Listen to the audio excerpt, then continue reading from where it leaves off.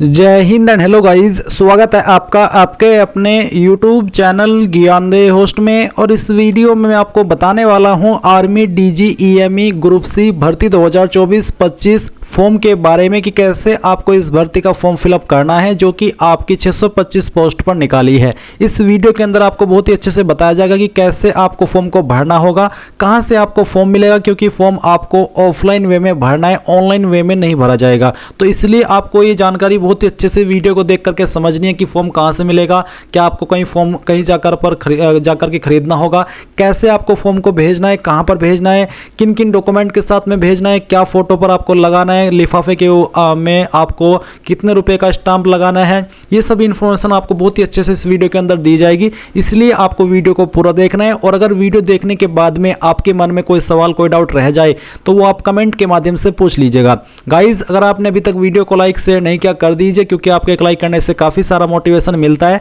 और अगर आप चैनल के ऊपर नए हैं तो चैनल को सब्सक्राइब करके बेल आइकन ऑन कर लीजिए। इसके बाद में गाइज, मैंने आपको इस वीडियो के डिस्क्रिप्शन में जो लिंक दिया है ये आपको ओपन करना है, जो कि ओपन करना अनिवार्य है।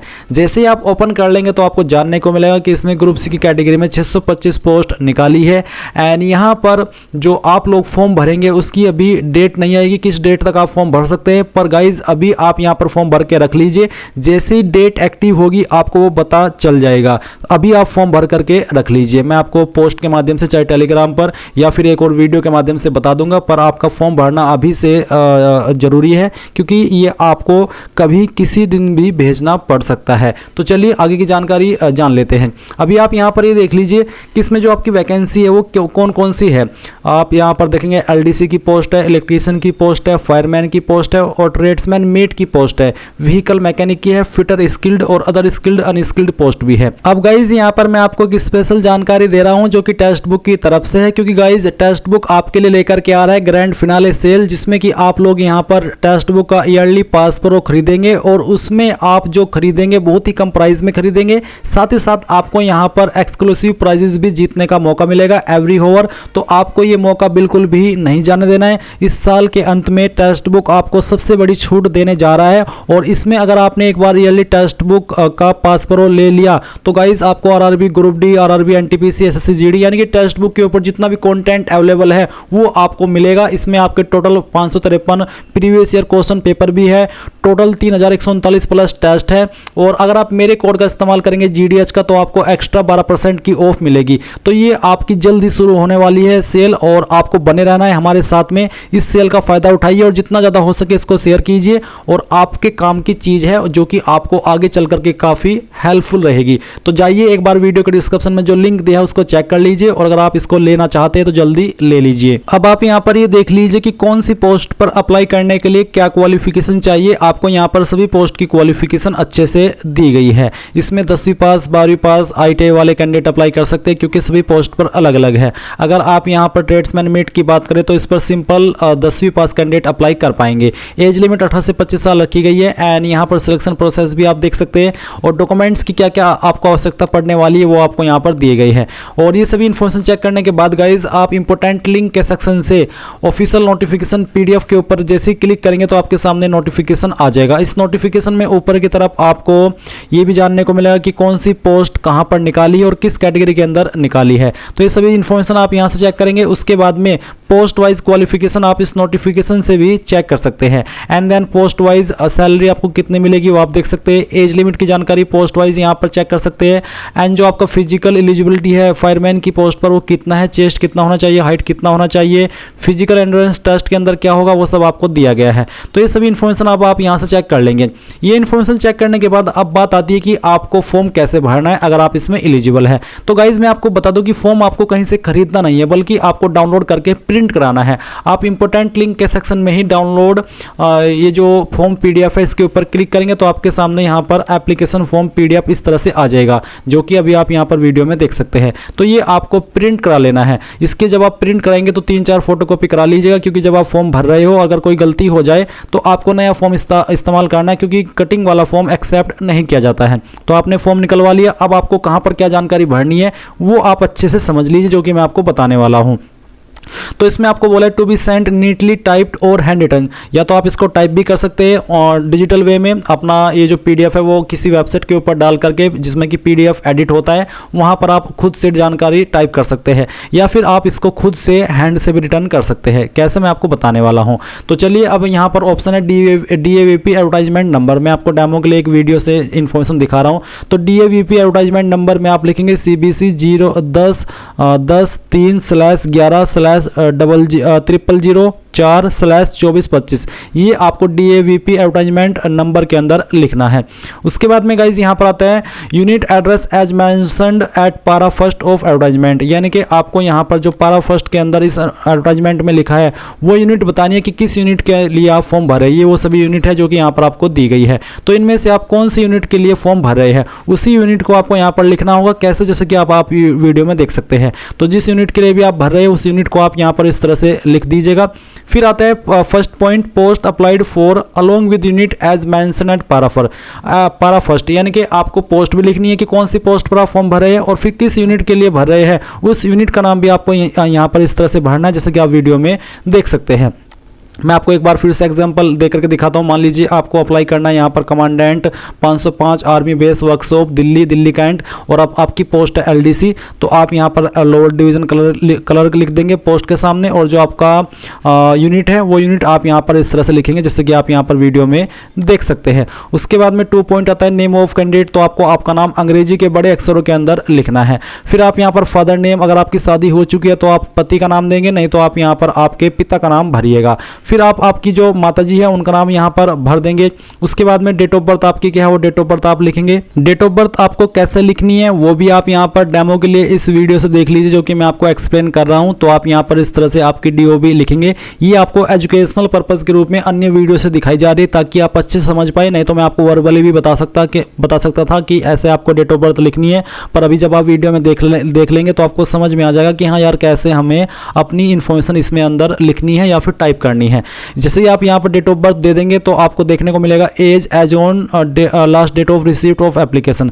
तो फॉर्म भरने की लास्ट डेट जो कि अभी तक नहीं आई है, इसलिए मैंने आपको वीडियो की शुरुआत में ही कहा था कि जब आपके इसकी डेट आ जाएगी तभी आपको फॉर्म को भेजना है। ये वाला ऑप्शन अभी आप मत भरिएगा, इसको खाली छोड़ दीजिएगा, क्योंकि आपको आपकी जो लास्ट डेट है वो फॉर्म भरने की लास्ट डेट तक काउंट करनी है, जो कि अभी आई नहीं है। और मे भी जब आप इस वीडियो को देख रहे हो उस वक्त तक आ चुकी होगी। तो अगर उस वक्त तक आ चुकी है, आपको पता चल गई है कि हाँ ये वाली लास्ट डेट है, तो उस डेट तक आपकी उम्र काउंट कर लीजिएगा, और जितने ईयर, जितने महीने, जितने दिन की निकल के आएगी वो आप यहाँ पर भर दीजिएगा। आप गूगल के अंदर सर्च करके एज कैलकुलेटर अपनी एज काउंट कर सकते हैं। एज कैलकुलेटर सर्च कीजिएगा, पहली वेबसाइट जो आएगी इसको ओपन कीजिएगा, ऊपर डेट ऑफ बर्थ सेलेक्ट कीजिएगा, नीचे वो डेट जिस डेट तक आपको एज काउंट करनी है, और फिर कैलकुलेट के ऊपर क्लिक करके आप सिंपल वे में अपनी एज कैलकुलेट कर लेंगे।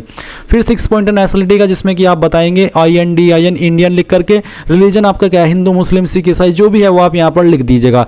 फिर आएगा 8 पॉइंट कॉरेस्पोंडेंस एड्रेस, यानी कि प्रेजेंट एड्रेस का। तो जो आपका प्रेजेंट एड्रेस है वो आप यहाँ पर भरेंगे, जैसे कि आप वीडियो में देख सकते हैं। ऐसे ही आपको आपका प्रेजेंट एड्रेस भरना है, जैसे कि पिन क्या है, स्टेट कौन सी है, कॉन्टैक्ट मोबाइल नंबर क्या है, ईमेल ID क्या है। फिर आपका परमानेंट एड्रेस, अगर आपका प्रेजेंट और परमानेंट एड्रेस एक ही है तो जो एड्रेस आपने 8 पॉइंट में भरा है वही आप 9 पॉइंट में भर दीजिए। अगर अलग अलग है कॉरेस्पोंडेंस यानी कि प्रेजेंट एड्रेस और परमानेंट एड्रेस तो फिर आप अलग अलग भी भर सकते हैं।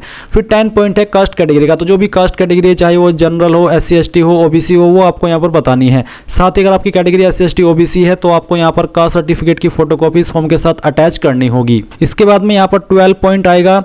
अगर आप यहाँ पर एक्स सर्विसमैन है तो आप जानकारी भरेंगे, तो आप नहीं तो आप इसको ऐसे ही छोड़ देंगे। फिर 13 पॉइंट है डिटेल्स ऑफ एज रिलैक्सेशन। अगर आपको एज के अंदर छूट चाहिए as per central government policy तो आप यहाँ पर नो करें, नहीं तो जो नॉर्मल छूट मिलती है SC ST कैंडिडेट को 5 साल की और OBC को 3 साल की, वो आपको तब भी मिलेगी अगर आप इसमें नो करते हैं। फिर 14 पॉइंट है क्वालिफिकेशन का। तो आपको नेम ऑफ एग्जाम के अंदर क्वालिफिकेशन का नाम लिखना है, ईयर के अंदर बताना कि किस साल के अंदर पास कर ली थी, किस बोर्ड के द्वारा पास किए वो आप यहाँ पर बोर्ड यूनिवर्सिटी इंस्टीट्यूट के सेक्शन के अंदर लिख देंगे।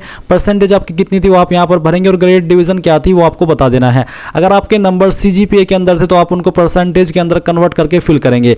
अभी ये हुई 10वीं की जानकारी। अगर आप ऐसी पोस्ट पर अप्लाई करें जिसमें 12वीं की योग्यता मांगी है या ITI की मांगी है तो आप यहाँ पर सेकंड ऑप्शन में नेम ऑफ एग्जाम के अंदर आप 12th लिखिएगा, फिर पासिंग ईयर बताइएगा, आपका बोर्ड का नाम, आपकी परसेंटेज और आपकी डिवीजन। तो सेम वे में आपको भरनी है। साथ ही साथ आप जितनी क्वालिफिकेशन की जानकारी यहाँ पर दे रहे हैं जो कि आपके पास है उसकी सर्टिफिकेट की फोटोकॉपी आपको इस फॉर्म के साथ अटैच करनी है। इसके बाद यहाँ पर एक्सपीरियंस का सेक्शन है। अगर आप ऐसी पोस्ट पर अप्लाई कर रहे हैं जिस पर एक्सपीरियंस मांगा है या फिर आपके पास कोई एक्सपीरियंस है और आप देना चाहे तो आप ऑर्गेनाइजेशन के अंदर उस कंपनी का नाम देंगे जहां पर आपने काम किया है, वेदर गवर्नमेंट, पीएसयू, प्राइवेट, इनमें से कौन सा डिपार्टमेंट था, गवर्नमेंट, पीएसयू या प्राइवेट, वो आप लिख करके बता देंगे।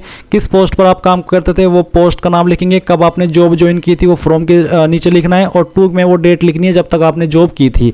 साथ ही एक्सपीरियंस सर्टिफिकेट की फोटोकॉपी आपको इसके साथ अटैच करनी होगी। अब आते हैं 15 पॉइंट लिस्ट ऑफ इनक्लोजर्स, यानी कि क्या क्या डॉक्यूमेंट आप इस फॉर्म के साथ अटैच कर रहे हो, जैसे कि 10th की मार्कशीट, 10th का certificate, caste certificate, domicile certificate, Aadhaar card. तो जो भी आप इस फॉर्म के साथ अटैच कर रहे हो वो आपको यहाँ पर लिख देने हैं, ताकि अगर कोई डॉक्यूमेंट मिस भी हो जाए और आपका ये वाला मिल जाए उनको पेज, तो उनकी समझ में आएगा कि हाँ इन्होंने ये चीज़ इसमें अटैच की थी और कुछ डॉक्यूमेंट मिसिंग है, तो वो क्लियर हो जाएगा। फिर 16 point details of any identity proof, तो आप यहाँ पर कोई भी एक आईडी दे दीजिएगा, चाहे आधार कार्ड, चाहे पैन कार्ड, चाहे ड्राइविंग लाइसेंस, चाहे पासपोर्ट, जो भी आप देना चाहे दे सकते हैं। आपको आधार कार्ड का भी ऑप्शन दिया, पैन कार्ड का भी, पासपोर्ट का भी और ड्राइविंग लाइसेंस का भी, तो इनमें से कोई एक आईडी देना अनिवार्य है। आप यहाँ पर उसकी जानकारी दे दीजिएगा। अब आपके सामने डिक्लेरेशन आएगा, आप यहाँ पर पहले इसमें बताइए कि कहाँ से आपने फॉर्म को भरा है। सिग्नेचर ऑफ द एप्लीकेंट में आपको आपका सिग्नेचर करना है। फिर यहाँ पर डेट, किस डेट में आपने फॉर्म को भरा है वो डेट डाल देनी है। जैसे कि मैंने कहा कि अभी फॉर्म स्टार्ट नहीं हो, जिस डेट में आप इस फॉर्म को भर रहे हो वही आपको डेट डालनी होगी। अभी इस डेट को चाहे खाली छोड़ दीजिएगा, जब आपके फॉर्म शुरू होंगे तब आप इसको भर करके यहाँ पर डेट को आगे भेजिएगा। Candidate to ensure the following are enclosed, यानी कि क्या क्या चीज़ें आपको यहाँ पर इस फॉर्म के साथ अटैच करनी है। एक तो 1 self addressed envelope duly affixed with ₹5 postal stamp, एक आपको अलग से लिफाफा भेजना जिसके ऊपर ₹5 का स्टाम्प लगाना है। फिर self attested photocopies of certificate, यहाँ पर 5 सीट आपको भेजनी होगी। इसके अलावा 2 सेल्फ अटेस्टेड फोटोग्राफ आपको देने होंगे, यानी कि खुद के फोटोग्राफ जिसके नेम एंड मदर या father name on the back side of photo, यानी कि फोटो के पीछे आपका नाम और आपका मदर्स का या फिर फादर का नेम आपको लिखना है।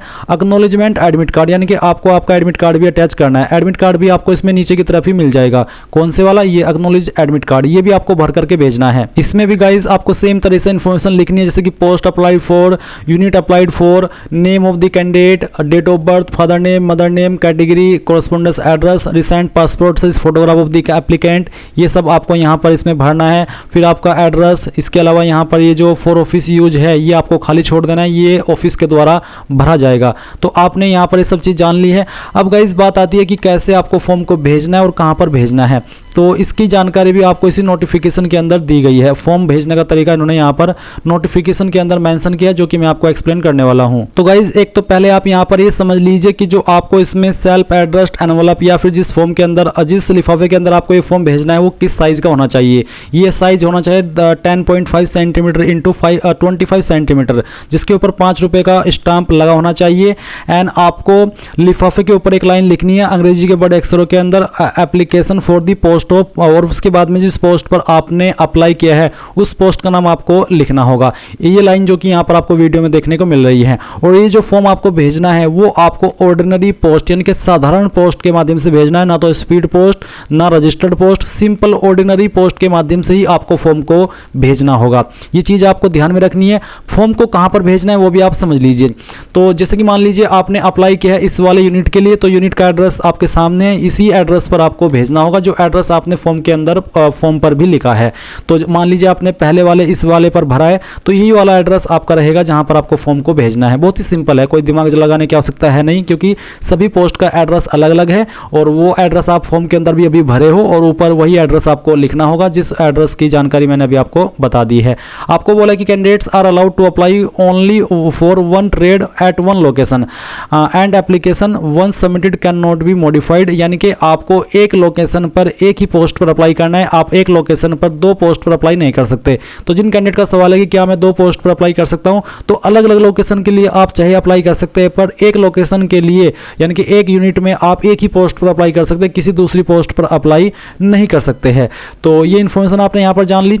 डॉक्यूमेंट्स मैंने आपको बता ही दी है कि कौन कौन से डॉक्यूमेंट्स आपको ध्यान में रखने हैं जब आप फॉर्म को भेजें। और date of document verification, written exam, physical test, ये आपको टाइम आने पर पता चल जाएगा। आपको एक ऑर्डिनरी पोस्ट सेंड किया जाएगा आपके एड्रेस पर, जिसमें कि आपको ये सब की इन्फॉर्मेशन दी जाएगी और ये कहाँ पर रहेगा उसकी इन्फॉर्मेशन भी आपको यहाँ पर दी गई है। तो गाइज आपने पूरी जानकारी जान ली है फॉर्म के बारे में। अगर अभी भी कोई सवाल डाउट रह गया हो आपका तो वो आप कमेंट के माध्यम से पूछ लीजिएगा। और अगर आपने अभी तक वीडियो को लाइक शेयर नहीं किया कर दीजिए। Thanks for watching. जय हिंद।